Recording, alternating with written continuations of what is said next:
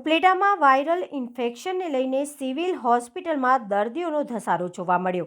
શરદી ઉધરસ જેવા સામાન્ય રોગોમાં કાયમીની 500થી વધુ ઓપીડી જોવા મળી. હાલ ચોમાસાની ઋતુ હોય અને તહેવારોમાં વિવિધ ફાસ્ટ ફૂડ કે બહારની ખાણીપીણીની વસ્તુઓને લઈને સામાન્ય રીતે તમામ રોગચાળો વકરવાની ભીતિ સેવાય છે.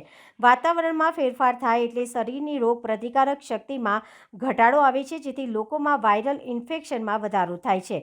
પણ આવી ડબલ ઋતુમાં લોકો જો થોડીક તકેદારી રાખે તો આવા વાયરલ રોગો થવાથી બચી શકાય છે અને અન્યોને પણ ચેપ લાગવાથી બચાવી શકાય છે. પણ હાલ તો આવી ઋતુ સાથે વિવિધ તહેવારો પણ સાથે આવી રહ્યા છે, જેથી લોકોમાં મીઠાઈ અને બહારની વસ્તુ ખાવામાં ખૂબ વધારો જોવા મળતો હોય છે. આથી વાયરલ રોગચાળામાં ખૂબ જ વધારો જોવા મળ્યો છે. ફક્ત સિવિલ હોસ્પિટલ ઉપલેટા શહેર અને તાલુકામાં કાયમી 500થી વધુ દર્દીઓ સામાન્ય રોગોમાં જોવા મળે છે, જેમાં શરદી, તાવ, ઉધરસ જેવા રોગમાં ખૂબ જ વધારો જોવા મળી રહ્યો હતો. અને આવા રોગોથી બચવા સિવિલ સર્જન ડૉક્ટર ખ્યાતિ કેશવાલાએ લોકોને સાવચેતી માટે હાલ બહારનું ખાવાનું ટાળવા તેમજ મચ્છરોના ઉપદ્રવથી બચવા અને ઉકાળેલું પાણી પીવા જેવી સલાહ આપી રોગોથી બચવા વધુમાં વધુ તકેદારી લેવા જણાવ્યું હતું. હેલો, હું ડૉક્ટર ખ્યાતિ કેશવાલા ગરેજા, ઓપ્થેલ્મિક સર્જન અને superintendent in-charge cottage hospital Upleta.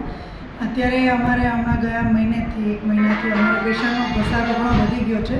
દરરોજના અમારે લગભગ 600થી 650 પેશન્ટ આવે છે અત્યારે, જેમાં મુખ્ય કારણ શરદી, ઉધરસ, તાવ અને અમુક થોડાક પેશન્ટ ડેન્ગ્યુ મલેરિયાના હોય છે, બહુ નથી, પણ બીજા ઝાડા ઉલટી અને મેઇનલી શરદી, ઉધરસ ને તાવના હોય છે.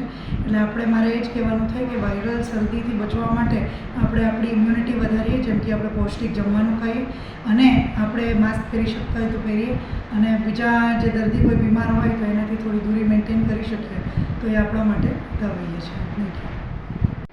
હું ડૉક્ટર દિશા વાજા, ગાયનેકોલોજીસ્ટ, કોટેજ હોસ્પિટલ ઉપલેટામાં કામ કરું છું. અત્યારે ઘણા સમયથી પેશન્ટ ઓપીડીમાં વધી ગયા છે. ગયા મહિનાની વાત કરીએ આપણે તો પહેલાં 150 જેટલા આવતા હતા, અત્યારે રોજના 200 જેટલા પેશન્ટ થઈ જાય છે.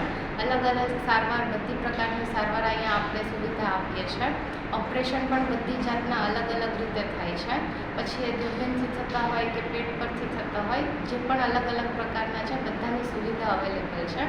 બાળક ના રહેતી હોય ગાયનેકોલોજીમાં, એ લોકો પેશન્ટ માટે પણ આપણે અલગથી ઓપીડીની સેવા ચાલુ કરી છે. મંગળવારે અને શુક્રવારે સાંજના ટાઈમમાં આપણે કરીએ છીએ.